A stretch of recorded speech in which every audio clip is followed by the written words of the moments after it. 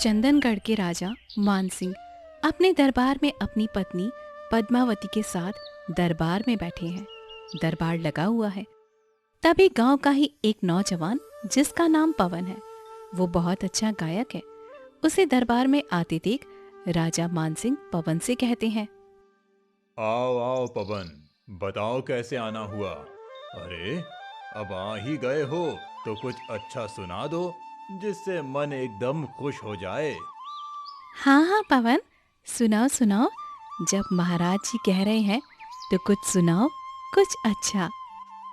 राजमहल में उपस्थित सभी लोग एक स्वर में बोलते हैं, हाँ हाँ सुनाओ सुनाओ, हाँ हाँ सुनाओ, हाँ हाँ सुनाओ सुनाओ, हाँ हाँ सुनाओ सुनाओ, तुम्हारे गीत बहुत अच्छे हैं। महाराज, इधर से गुजर रहा था तो सोचा आपके दर्शन करता चलूं। और रही बात गीत की, तो आपकी जैसी आज्ञा महाराज। पायो जी मैं तो राम रतन धन पायो, पायो जी मैं तो राम रतन धन पायो। राजा गीत सुनकर खुशी से झूम उठते हैं। पूरे राजमहल में बस एक ही बात, वाह क्या बात है, बहुत सही, बहुत अच्छा गाते हो तुम, बहुत ही अच्छा गाते हो। वाह पवन, तुम्हारी आवाज में तो जैसे कुछ खास हो। अरे तुम तो दरबार की आन बान शान बन गए हो।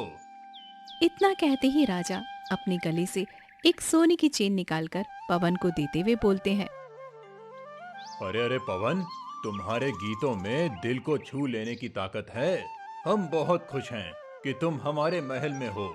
मैं जब भी चिंतित होता हूँ तुम्हारे गीत सुन लेता हूँ, तो कुछ देर के लिए हाय हाय मैं अपनी सारी चिंताएं भूल जाता हूँ। राजा से सोने की चेन पाकर पवन बहुत खुश होकर बोलता है, महाराज, आप दोनों का ही आशीर्वाद मेरे गीतों का असली कारण है। महाराज की जय हो, महाराज की जय हो। महाराज, आपकी ऐसी कृपा बनी रही तो मैं हमेशा आपको ऐसे ही गीत सुनाता रहूंगा। बहुत बहुत धन्यवाद। आज्ञा दीजिए महाराज, मैं चलता हूँ। ठीक है पवन, जाओ, लेकिन समय समय पर आकर मेरा और मेरी पत्नी का मन अपने गीतों के माध्यम से खुश कर दिया करो। हम तुम्हें माला माल कर देंगे। सभी का अभिनंदन करते हुए पवन राजमहल से बाहर निकलता है और अपने गांव दरियापुर के जंगल के रास्ते से होते हुए अपने घर पर जैसे ही पहुंचता है, पवन की पत्नी गले में सोने का हार देखकर खुशी से बोलती है, लगता है महाराज को आपका गीत बहुत पसंद आया, जो खुश होकर उन्होंने आपको ये चेन दे दी है। हाँ अरे सुधा, जानती हो, जब भी महाराज को मेरा गीत पसंद आता है तो वो अक्सर अपने गले से एक सोने का हार मुझे उपहार स्वरूप देते हैं। देखो देखो, ये कितना सुंदर है। इतना बोलकर पवन दूसरे कमरे में चला गया और एक दूसरी गीत तैयार करने लगा। अब रात का समय हो चुका था। पवन की पत्नी सुधा आकर पवन के पास बैठ जाती है। उस गीत को लिखकर पवन बहुत ही ज्यादा उत्साहित था। तब वो अपनी पत्नी से बोलता है, सुधा, देखो देखो, ये देखो कितना सुंदर गीत कल के लिए बनाया है, जो राजा को बहुत पसंद आएगा। देखो देखो। अरे हाँ, ये तो सच में बहुत ही सुंदर है। जब राजा और राज दरबार में उपस्थित सभी लोग ये सुनेंगे तो अति प्रसन्न हो जाएंगे पवन। याद पिया की, याद पिया की, याद पिया की। पवन जोर जोर स्वर में गीत गाने लगा। रात का समय था, इसलिए उसकी आवाज जोर जोर से गूंजने लगी और उसकी पत्नी पास में बैठे बहुत ध्यान से सुन रही थी। सुनते सुनते उसकी पत्नी बोली, जी वाह जी, आप तो बहुत सुंदर गीत गाते हैं। साथ ही साथ आपने बहुत सुंदर गीत की रचना की है। कल जब आप इसे महाराज जी को सुनाएंगे तो वो अवश्य ही खुश हो जाएंगे। जब पवन गीत गा ही रहा था, तभी उसी गांव का एक लड़का विकास, जो पवन का दोस्त था, लेकिन मन ही मन वो पवन से जलता था, वो द्वार पर खड़ा होकर सुनने लगा और जैसे जैसे सुनता गया उसके चेहरे पर गुस्सा बढ़ता गया और वो अपने आप से बोला, अरे हाँ, मैं भी तो बहुत अच्छा गाता हूँ, लेकिन महाराज कभी मुझे उपहार नहीं देते। पता नहीं इस पवन के गीत में क्या रखा है जो हमेशा खुश हो जाते हैं। अब मैं इसकी सफलता बहुत दिनों तक और नहीं रहने देने वाला। अब मैं बताता हूँ कि मैं कौन हूँ। तभी विकास के दिमाग में एक योजना चलने लगी। विकास रहस्यमय अंदाज में बोला, अगर मैं अपनी योजना में सफल हो गया तो इस पवन का कल राजमहल में अंतिम दिन होगा।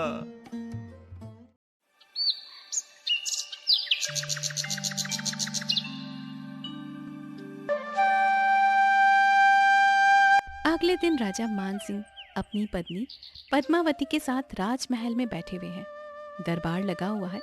तभी विकास राज दरबार में प्रवेश करता है और राजा से बोलता है, महाराज की जय हो। महाराज, पवन जो आपको गीत सुनाता है वो मेरा ही होता है। ये सुनकर राजा चौंकते हुए बोले, ये तुम क्या कह रहे हो विकास? तुम्हारी हिम्मत कैसे हुई बोलने की कि पवन जो भी गीत मुझे सुनाता है वो तुम्हारे होते हैं? अरे महाराज, विश्वास कीजिए, आज तक उसने जो भी गीत आपको सुनाए हैं सभी के सभी मेरे हैं। और महाराज, मैं खामोश रह गया, लेकिन कल उसने जो भी किया अब मैं चुप रहने वाला नहीं। मैंने कल जो गीत बनाया वो सिर्फ आपके लिए बनाया है, लेकिन उसने फिर से ये गीत मुझसे चुरा लिया। वो आपको सुनाए इससे पहले मैं आपको सुना देना चाहता हूँ। विकास, क्या तुम ये साबित कर सकते हो कि ये सब गीत तुम्हारे ही हैं? अरे महाराज, क्या बताऊं, जब भी मैं कोई गीत की धुन बनाता हूँ पवन मेरे द्वार के बाहर चुपचाप से खड़े होकर सुन लेता है और वही आपको सुना देता है। अब देखिए, कल ही मैंने एक गीत बनाया, उसने उसे भी चुरा लिया। अच्छा ठीक है, सुनाओ। हाँ विकास, सुनाओ, तुम भी सुनाओ, तुम्हारे गीत भी सुन लिए जाएं, क्यों नहीं। विकास गीत सुनाने लगता है। याद पिया की, याद पिया की, याद पिया की, याद पिया की। विकास गीत सुनाता है और दरबार में उपस्थित सभी लोग झूम उठते हैं। तब खुश होकर राजा विकास से कहते हैं, वाह, क्या बात है, वाकई तुम भी बहुत अच्छा गीत सुनाते हो। वाह। राजा तारीफ करते रहते हैं। तभी वहां पर पवन पहुंच जाता है। पवन को देखकर राजा बोलते हैं, आओ आओ पवन, आ गए। आज बताओ क्या सुनाने वाले हो, सुनाओ। पवन वही गीत सुनाने लगता है जो गीत विकास कुछ देर पहले सुना चुका था। याद पिया की, याद पिया की, याद पिया की, याद पिया की। पवन गीत सुना ही रहा था कि राजा क्रोधित अवस्था में होकर पवन से बोले, बस बस पवन, बहुत हो गया। जब विकास ने मुझे बताया कि तुम उसके गीत चुराया करते हो तब मुझे विश्वास नहीं हुआ था, लेकिन जब अभी सुना तो विश्वास हो गया। और अब तुम्हारा अपराध भी सिद्ध हो गया कि तुम इसके गीत चुराया करते हो। अरे नहीं महाराज, नहीं, ये आप क्या कह रहे हैं? ये गीत तो मैंने अपनी मेहनत और अनुभव से बनाए हैं। आप ऐसा ना करें, मैं अपनी सफाई में कुछ कहना चाहता हूँ। तुम्हारा अपराध सिद्ध हो चुका है, अब तुम्हें इसके लिए दंड दिया जाएगा। अब तक जितने भी आभूषण और स्वर्ण मुद्राएं तुम्हें प्राप्त हुई हैं, वो सभी विकास को दे दो और दोबारा कभी राजमहल मत आना। अरे नहीं महाराज, नहीं, ये सरासर झूठ है। मैंने कोई गीत चोरी नहीं किए, सरासर झूठा आरोप है। कृपया मेरी बात सुनिए, सुनिए महाराज, मेरी बात सुनिए। बस पवन बस, ये मेरा अंतिम निर्णय है और मेरा फैसला बदलने वाला नहीं है। पवन को अपमानित करके दरबार से बाहर निकाल दिया जाता है और पवन दुखी होकर अपने घर को लौट आता है। और वहीं विकास महल से प्राप्त स्वर्ण मुद्राएं लेकर खुशी खुशी अपने घर पर लौट आता है। वहीं पवन ने अपना सब कुछ बेच दिया और बेचकर भी वो राजा का कर्ज नहीं चुका सका। वो बहुत ज्यादा दुखी होता है और अपनी पत्नी से कहता है, हे भगवान, क्या बताऊं, जब आज तक मैंने किसी का बुरा नहीं किया है, फिर भी ये मेरी फूटी किस्मत मेरी इतनी परीक्षा क्यों ले रही है। आखिर मैंने क्या बुरा किया है। सुधा, मैं जो कुछ भी कर रहा हूँ तुम्हारे लिए और अपने बच्चों के लिए कर रहा हूँ। मुझे ये बात समझ नहीं आ रही कि अच्छे लोगों को भी कभी कभी बुरे वक्त का सामना करना पड़ता है। पवन का जीवन जो कभी संगीत से और सम्मान से भरा रहता था, आज वही संघर्ष और अपमान का प्रतीक बन चुका था। वो विकास की झूठी बातों और राजा के गलत निर्णय से कर्ज में डूब चुका था। उसकी पत्नी और बेटा हर कदम पर उसके साथ रहा करते थे, लेकिन गरीबी उसे अंदर ही अंदर तोड़ती जा रही थी। एक दिन पवन मजदूरी करके थका मांदा वापस अपने घर पर आया। उसके चेहरे पर चिंता और थकावट दोनों झलक रहे थे। सुधा पवन को देखकर चिंतित हो गई और बोली, जी, आप कब तक ऐसे ही काम करते रहेंगे? लेकिन ये कर्ज कभी भी खत्म नहीं हो पा रहा है। मैं ऐसे ही मेहनत करता रहूंगा सुधा, मैं कायर नहीं हूँ। मैंने हमेशा शान से अपनी जिंदगी जी है। मैं अपनी मेहनत से सब ठीक कर दूंगा। अपने पिता की बेबसी और लाचारी देखकर पवन का बेटा दबे हुए स्वर में बोला, पिताजी, क्या मैं आपके कामों में मदद कर सकता हूँ? अभी तुम शिक्षा पर ध्यान दो बेटे, तुम्हारे लिए शिक्षा बहुत जरूरी है। ऐसे ही दिन गुजरते गए। एक दिन गांव का मुखिया पवन के घर पर आया। उसकी आवाज में गुस्सा और चेहरे पर क्रूरता थी। ए पवन, तुम्हारी वजह से हमारे गांव की इज्जत मिट्टी में मिल रही है। अरे राजा ने तुम्हें अपमानित करके निकाल दिया और अब गांव वाले तुम्हें चोर कहते हैं। तुम्हारे रहने से गांव का नाम मिट्टी में मिल रहा है।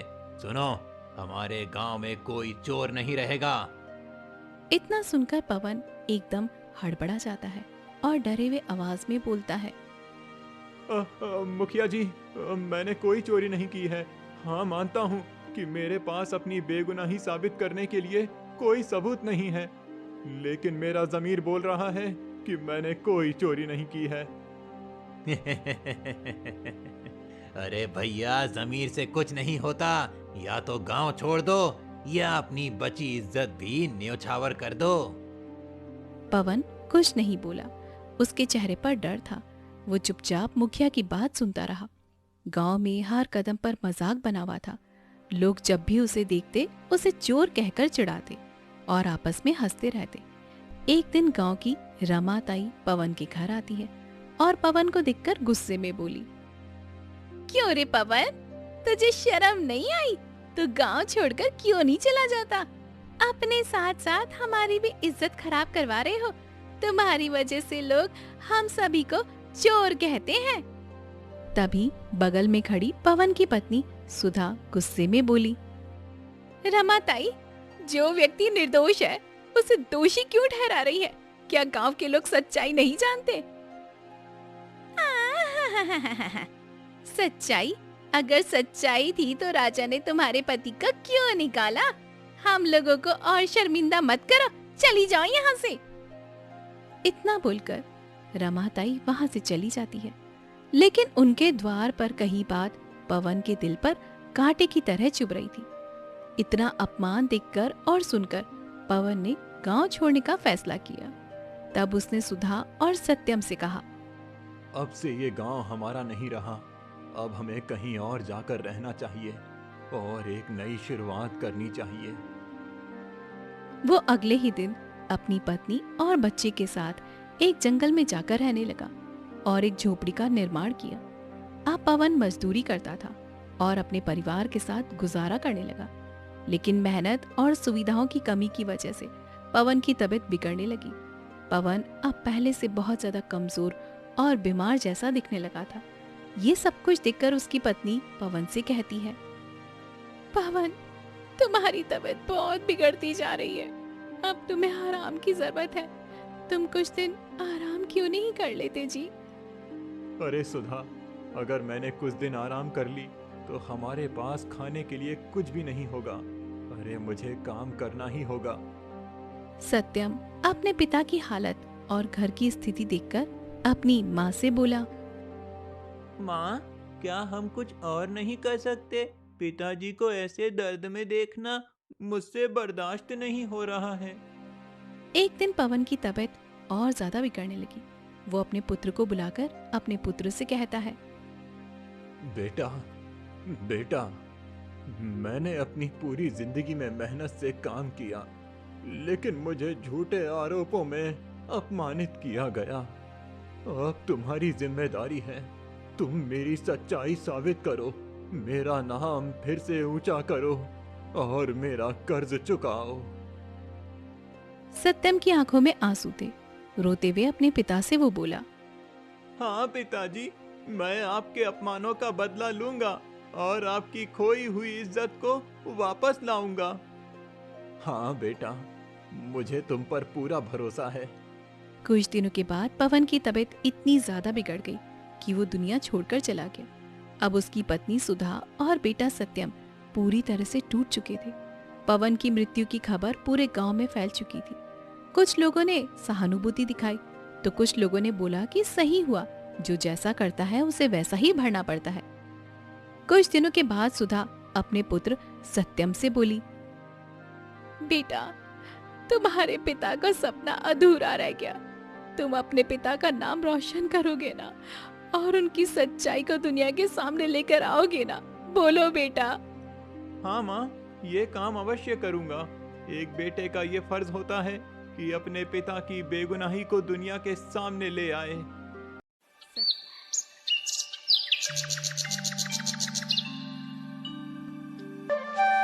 अब सत्यम अपने पिता के ही नक्शे कदम पर चलने लगा और गांव में गीत सुनाकर लोगों का मनोरंजन करने लगा। गीत लिखने में दिन रात मेहनत करता और अगले दिन वही गीत गांव में जाकर लोगों को सुनाता। अब सत्यम की मेहनत रंग लाने लगी। कुछ ही समय में आसपास के इलाकों में वो प्रसिद्ध होने लगा। उसकी बात राजा मान सिंह के कानों तक आ पहुंची थी। राजा मान सिंह दरबार में बैठे हुए थे। एक सैनिक की ओर देखकर बोले। अरे मंत्री जी, बताइए कौन है ऐसा जिसके गीतों की चर्चा पूरे राज्य में फैली हुई है? किसी दिन उसे दरबार में बुलाइए और उसके गीत का आनंद लिया जाए। महाराज, मैंने उसका गीत स्वयं सुना है। वो सच में बहुत अच्छा गीत गाता है। महाराज, मैं स्वयं इस बात को आपको बताने वाला था।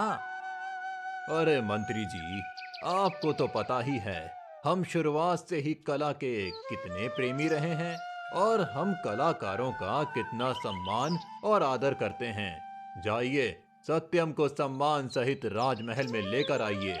मैं खुद उसका गीत सुनना चाहता हूँ। अगले दिन राजा मान सिंह अपनी पत्नी पद्मावती के साथ दरबार में बैठे हुए थे। तभी मंत्री अपने साथ सत्यम को लेकर दरबार में प्रवेश करता है और वो दरबार में पहुंचते ही बोला। महाराज की जय हो, महाराज की जय हो। महाराज, आपकी आज्ञा के अनुसार मैं सत्यम को अपने साथ लाया हूँ। महाराज सत्यम का अभिवादन करते हुए बोले। आओ आओ सत्यम, हमारे राजमहल में तुम्हारा स्वागत है। मैंने तुम्हारे गीतों की प्रशंसा बहुत सुनी है। अरे मुझे भी तो सुनाओ, मैं भी तो देखूं इतनी प्रशंसा किस लिए होती है। मैंने सुना है तुम्हारी आवाज में कोई जादू है। मुझे एक गीत तो सुनाओ। सत्यम गाना गाने लगा। गरजत गरजत बदरा बरसे, जैसे गाई कोई गीत री। गरजत गरजत बदरा बरसे, जैसे गाई कोई गीत री। गीत का स्वर इतना ज्यादा लाजवाब था कि पूरा राज दरबार इस गाने में खो गया और सभी वाह वाह करने लगे। गीत सुनने के बाद राजा बोले। वाह वाह वाह, ये गीत, ये स्वर, ये लाजवाब गायन मुझे किसी की याद दिला रहे हैं। लेकिन मैं उस इंसान को याद नहीं करना चाहता क्योंकि वो गद्दार था। महाराज, मैं एक कलाकार हूँ, मुझे तो सिर्फ आपकी सेवा करनी है। हाँ सत्यम, क्या तुम मेरे राजमहल में रोज आकर गीत गा सकते हो? हाँ हाँ महाराज, क्यों नहीं। आप जैसा कहें, ये तो मेरा सौभाग्य होगा महाराज। अब प्रतिदिन सत्यम राज दरबार में आता और गीत सुनाता। राजा के मन में सत्यम के प्रति स्नेह और प्यार बढ़ने लगा। उधर विकास के मन में सत्यम के प्रति घृणा उत्पन्न होने लगी। विकास अपने घर पर चिंतित अवस्था में होकर अपने आप से बोला, अरे, ये लड़का कौन है? ये तो एकदम पवन की तरह गाता है और राजा का ध्यान इस लड़के के ऊपर बढ़ता जा रहा है। मेरा क्या होगा? लगता है मुझे इसका भी कुछ करना पड़ेगा और मैं एक ऐसा गीत लिखूंगा जिससे महाराज विकास के ऊपर से ध्यान हटा लें। अब विकास पूरी रात जाकर एक नया गीत बनाने लगता है और इस गीत का अभ्यास करने लगता है और स्वर बनाने की कोशिश करता है।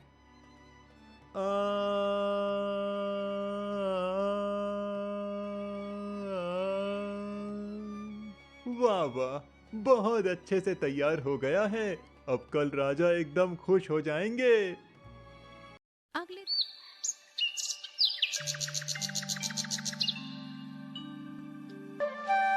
अगले दिन राजा मान सिंह अपनी पत्नी पद्मावती के साथ राज दरबार में बैठे थे।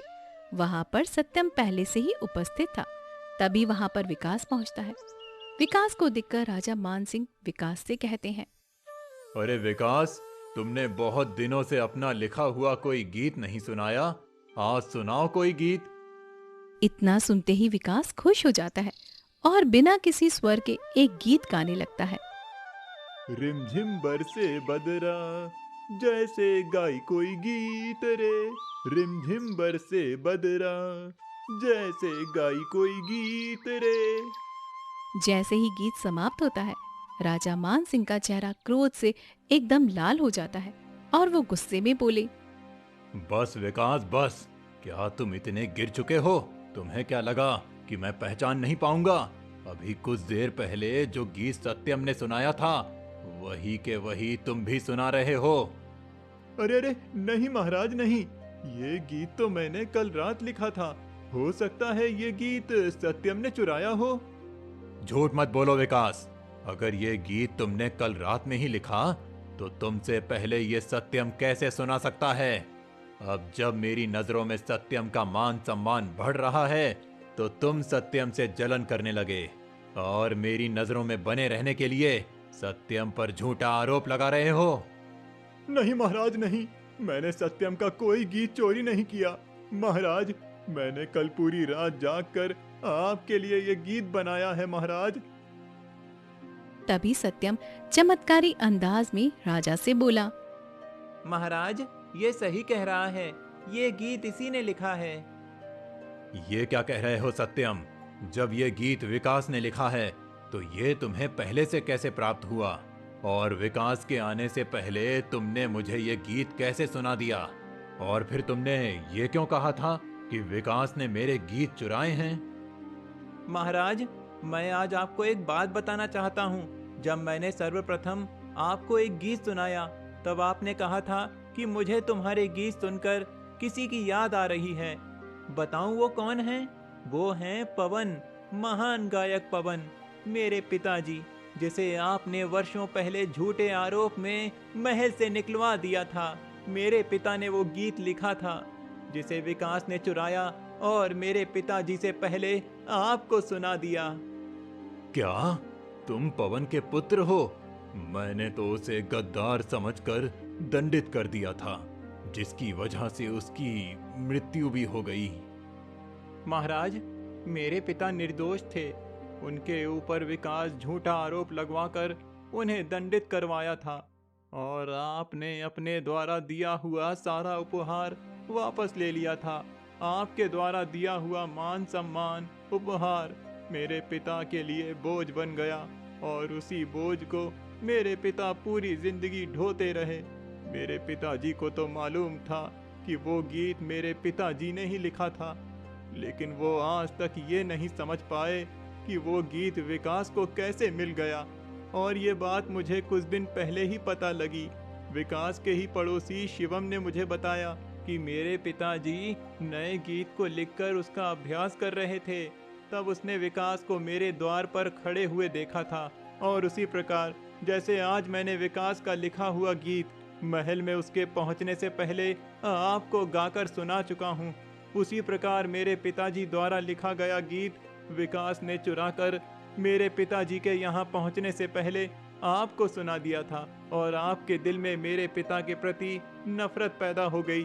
ठीक वैसे ही अभी आपको विकास के प्रति नफरत पैदा हो गई है। ये सिर्फ मैंने अपने पिता के झूठे अपमान घृणा से बचने के लिए किया है महाराज।